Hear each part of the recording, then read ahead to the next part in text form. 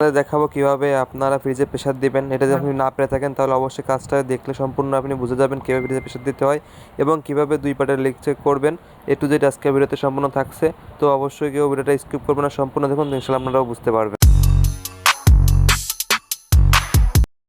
আসসালামু আলাইকুম প্রিভিয়াস প্রতিদিনের মতো নাস্কাটা ভিডিও নিয়ে চলে আসলাম। আজকে দেখাবো কীভাবে ফ্রিজে দুই পার্ট প্রেসার দিবেন। তো সেক্ষেত্রে আপনাদের আগে পাইপ কেটে নিতে হবে, যেটাতে চার্জিং গেট লাইন কেটে নিতে হবে, দেখতে হবে লিক আছে কি না। সেক্ষেত্রে আমি পাইপটা কেটে দিচ্ছি। এইভাবে পাইপ কাটার দিয়ে কেটে দিতে হবে। আমাদের এখানে ফ্রিজটা লিক আছে, গ্যাস বেরোয়নি বেশি, তো এটা কিন্তু লিক। তো এবার আমরা যে চেম্বারের যে লাইনটা আছে চেম্বারের লাইনটা কেটে দিব। এটা সাবধানে একটু রেখে দিয়ে তারপর এটা সুন্দরভাবে কেটে নিব। এই পাইপটা কিন্তু আপনারা গোড়া মেরে কাটবেন না, গোড়া মেরে কাটলে কিন্তু আপনি পরবর্তী চালাই দিয়ে কাজ করতে পারবেন না। তার জন্য অবশ্যই একটু 1 ইঞ্চি বা 2 ইঞ্চি রেখে এভাবে কেটে নেবেন। কেটে নেওয়ার কম্প্রেসারে যে ডিসচার্জ লাইনার থাকে তার মাথা থেকে পাইপটা কেটে নিতে হবে। আগের বারের মতোই যে টুকুটা 1 ইঞ্চির মতো রেখে দিয়ে আমরা এটা কেটে নিব, যাতে আমাদের পরবর্তীতে ঝালাই দিয়ে কাজ করতে সুবিধা হয় এবং আমাদের ঝালাই দিয়ে খুলতে ভালো হয় এবং কাজ করতে সুবিধা দিক হয়। পরবর্তীতে পাইপটা জয়েন্ট দিতে পারি। এবার আমরা যে কাজটা করবো, ফিল্টারটা বেরিয়ে এনে, যেহেতু আমাদের লিক সমস্যা, আমাদের ফিল্টার রাখা যাবে না, সেক্ষেত্রে আমাদের এই কেবেলারির মুখটা কেটে নিয়ে আমাদের ফিল্টারটা ফেলে নেব। আমাদের কেবেলারির মুখটা এই জন্য কাটার লাগবে, আমাদের ওখানে কেবেলারি মাথায় নন টান ঝালাই দিয়ে প্রেসার দিতে হবে, যার কারণে আমরা ফিল্টারটা আপাতত কেটে দিচ্ছি ঝামেলা রাখার জন্য। আমাদের আগেও পরে কাজ করতে গেলে আমাদের এমনিতেই ফিল্টার ফেলে দেওয়া লাগবে। সেক্ষেত্রে আমরা ফিল্টারটা কেটে নেব।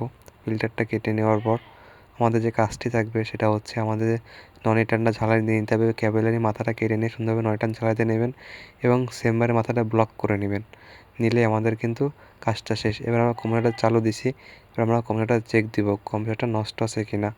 তো এবার আমরা চাপ দিয়ে এবার দেখবেন যে প্রেশার মারতেছে কিনা, আপনার হাতটা প্রেশার মারতেছে কিনা, এম্পিয়ার ঠিক আছে কিনা এটা চেক করতে হবে। তো আলহামদুলিল্লাহ আমাদের কম্পিউটারটা খুব ঠিক আছে। একটু তেল মারতেছে, লিক হয়েছে তার জন্য কি তেল মারতেছে।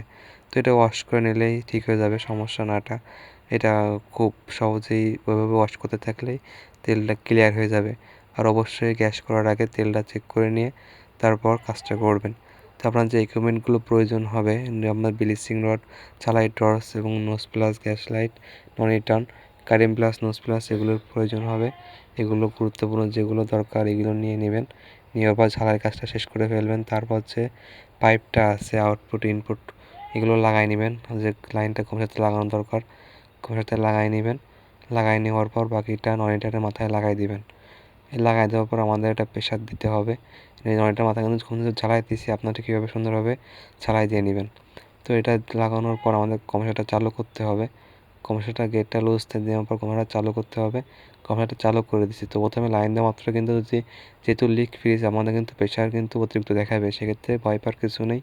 এটা কিন্তু সাথে সাথে বন্ধ করবেন না। এটা দেখেন গেট লুজ দিলে কিন্তু প্রেশারটা অ্যাডজাস্ট হয়ে যাচ্ছে। তো প্রেশারটা সম্পূর্ণ ওঠার পর আপনার এটা বেশি থাকলে অবশ্যই এটা অ্যাডজাস্ট করে নেবেন।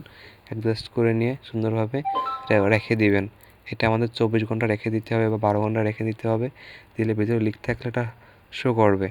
তো এইভাবে আপনার গ্যাস অ্যাডজাস্ট করে নেবেন, ভিতরে যে হাওয়াটা এটা অ্যাডজাস্ট করে নেবেন। অ্যাডজাস্ট করে নিয়ে এটা রেখে দিবেন, যেভাবে আছে ঠিক এইভাবে সুন্দরভাবে রেখে দিবেন।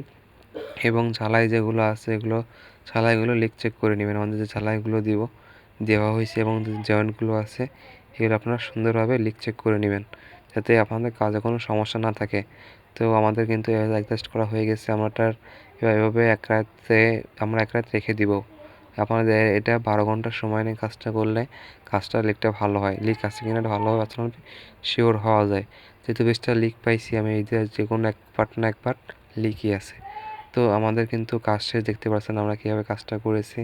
আপনারা কীভাবে কাজটা করবেন দেখেন। আমাদের কিন্তু এটা লিক আছে, যেহেতু প্রেশার কমে গেছে।